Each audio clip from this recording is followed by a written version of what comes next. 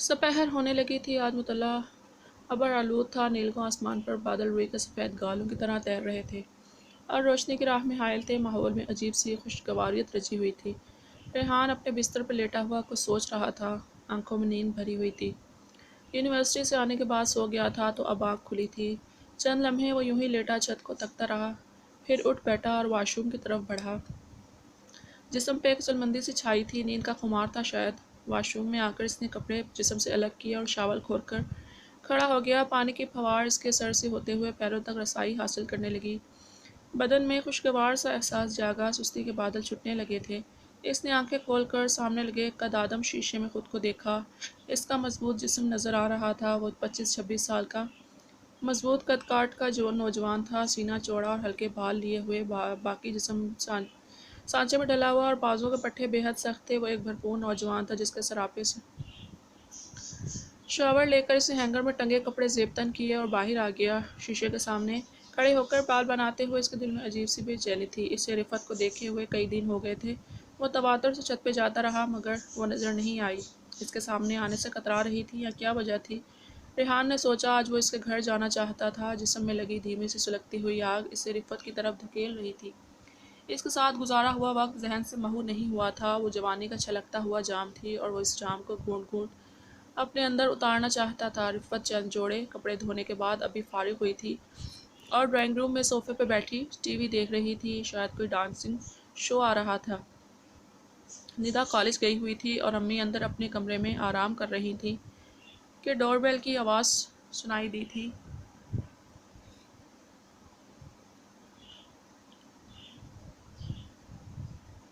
रिफ़त ने रिमोट सोफे पर रखा और फिर चप्पल पैरों में पहनती दुपट्टा संभालती बाहर की तरफ आई। इसने ब्लैक शर्ट और चुस्त वाइट पजामा पहन रखा था।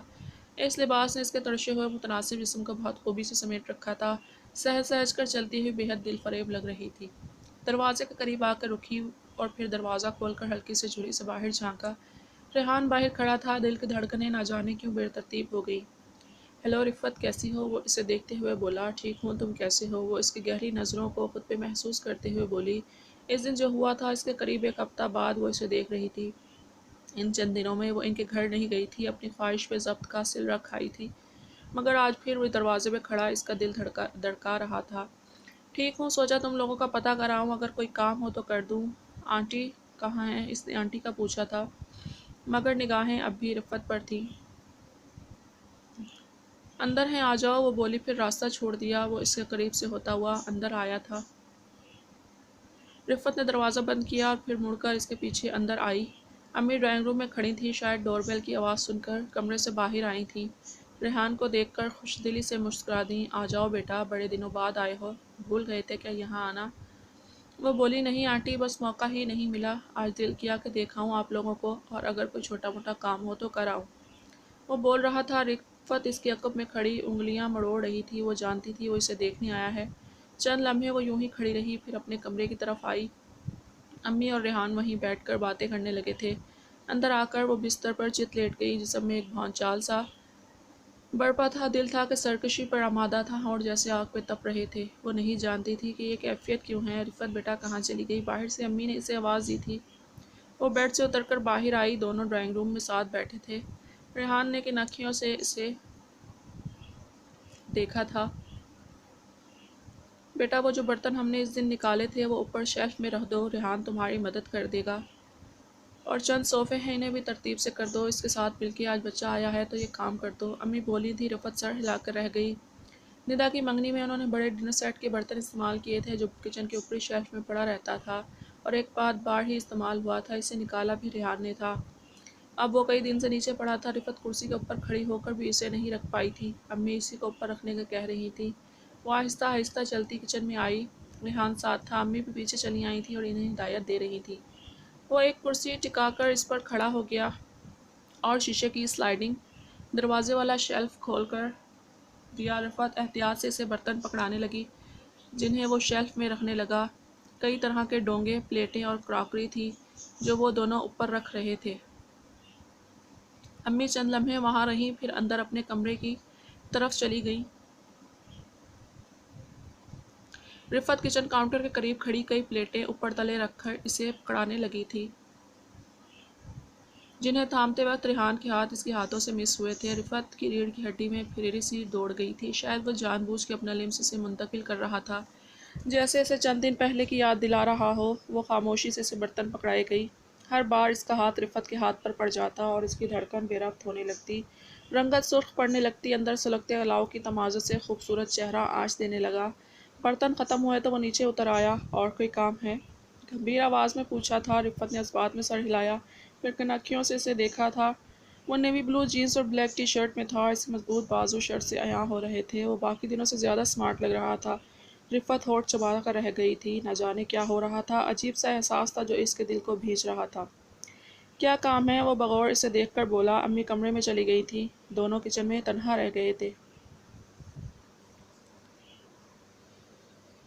ڈرائنگ روم سے چند صوفے لے جانے ہیں بیڈ روم میں، آہستہ سے بولی۔ چلو۔ اس نے رفعت کے کندھے پر ٹھوکا دیا۔ آنکھوں میں خمار اتر آیا تھا، وہ اس کے آگے آگے چل دی۔ ڈرائنگ روم میں کئی چھوٹے چھوٹے صوفے تھے جو عام طور پر بیڈ روم میں پڑے رہتے تھے، مگر منگنی کی تقریب کے لیے وہ لوگ انہیں ڈرائنگ روم لے آئے تھے۔ دونوں انہیں اندر لے جانے لگے۔ آخری صوفہ بیڈ روم میں رکھ کے ریحان نے کمرے کا جائزہ لیا۔ یہ تمہارا بیڈ روم ہے؟ اس نے پوچھا۔ رفعت سر ہلا گئی۔ وہ آہستہ سے اس کے بیڈ پر بیٹھ گیا۔ رفعت سامنے ہی کچھ دور کھڑی تھی۔ یہاں آؤ، وہ بولا۔ کیوں؟ اس کا دل بے طرح دھڑکنے لگا۔ کچھ بات کرنی ہے، یہاں آؤ، وہ اسے بیڈ پر بلا رہا تھا۔ رفعت ساکت کھڑی رہ گئی۔ ہتھیلیاں پسینے سے بھیگنے لگی تھی، یوں لگ رہا تھا اگر وہ پاس آیا تو سانس رک جائے گی۔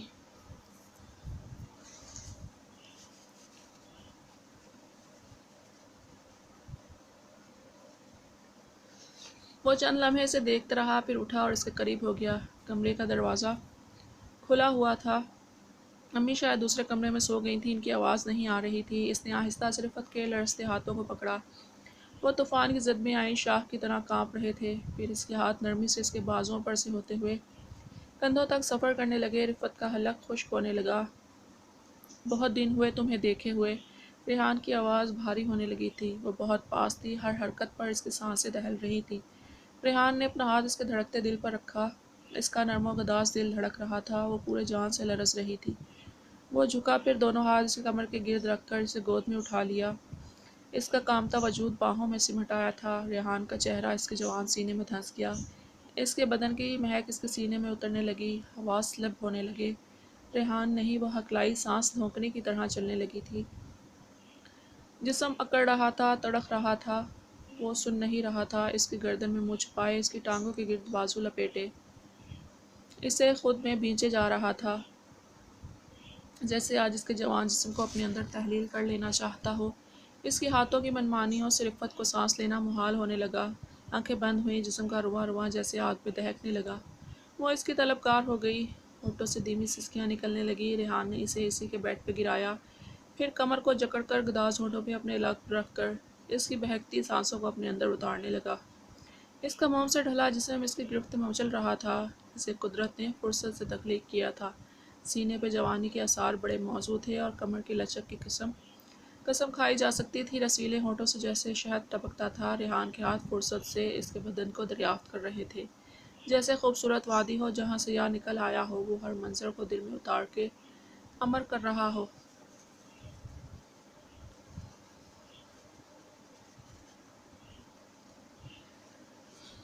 وہ اس کے لرزتے ہونٹوں کو جکڑے ہوئے تھا۔ رفعت کی دھیمی کرائیں اس کے جسم میں دوڑتے خون کی گردش بڑھا رہی تھی۔ وہ اس کی قمیض کو اوپر کرنے لگا۔ اس لمحے دوسرے کمرے میں امی کھنکھاری۔ رفعت کا دل اچھل کر حلق میں آیا۔ ریحان نہیں، وہ مچل گئی۔ اس کے ہاتھ جہاں الجھے تھے وہاں سے ہٹانے چاہے، مگر وہ مدہوش ہو رہا تھا۔ آہستہ سے اپنا ہاتھ رفعت کی قمیض تلے سرکا دیا۔ رفعت کی جان پر بن آئی تھی۔ دروازہ کھلا تھا اور دوسرے کمرے میں اس کی ساس شاید جاگ رہی تھی۔ اس کا ہاتھ قمیض تلے رفعت کے مرپری آنچ دیتے بدن پر رینگ رہا تھا۔ وہاں ایک نئی دنیا آباد تھی جس سے وہ شناسا ہو رہا تھا۔ اس کی خوبصورتی لباس میں ڈھکی ہوئی تھی اور اس نے لباس تلے رسائی حاصل کر لی تھی۔ اس کے ہاتھ اس حسن کی مورت کے نشیب و فراز میں الجھ رہے تھے، ہونٹ اس کے دہکتے لبوں سے جدا نہیں ہونا چاہتے تھے۔ رفعت بیٹا، امی کی آواز آئی تھی، کسی کی کال آ رہی ہے، وہ بولی۔ رفعت تڑپ کر ریحان سے جدا ہوئی تھی، وہ بھی جیسے ہوش میں آیا، پھر بیڈ سے اتر کر کھڑی ہوئی اور قمیض ٹھیک کرنے لگی۔ سانس سینے میں نہیں سما رہی تھی۔ پھر اسے دیکھا جو اسے کے بیڈ پہ کونی ٹکائے لیٹا سرخ آنکھوں سے اسے دیکھ رہا تھا۔ تم جاؤ پلیز، امی بلا رہی ہیں مجھے، وہ بمشکل بولی، ابھی تک سنبھل نہ پائی تھی۔ ریحان اسے تشنہ نگاہوں سے دیکھ رہا تھا، دل چاہ رہا تھا پھر اسے گرا کے گتھم گتھا ہو جائے، بدن جیسے سلگ رہا تھا۔ وہ لباس ٹھیک کر کے چند گہری سانس لے کر باہر نکلی تو ریحان بھی اٹھ کر باہر آ گیا۔ اس کے گدرائے بدن کی خوشبو اب تک اس سے لپٹی ہوئی تھی، وہ اب بھی چند لمحے پہلے کسی کیفیت میں تھا۔ رفعت نے کال اٹینڈ کر کے فون کو امی کو تھما دیا تھا۔ سلیمان کی کال تھی، وہ دونوں بات کر رہے تھے۔ ندا کے سسرال والے اگلے مہینے شادی کے لیے ہاتھ مانگ رہے ہیں۔ سلیمان بہن کی شادی کے لیے واپس پاکستان آ رہا تھا۔ رفعت نے کمرے کے باہر سے دونوں کی بات سن لی، وہ عجیب سی کیفیت میں گر گئی۔ سلیمان واپس آ رہا تھا۔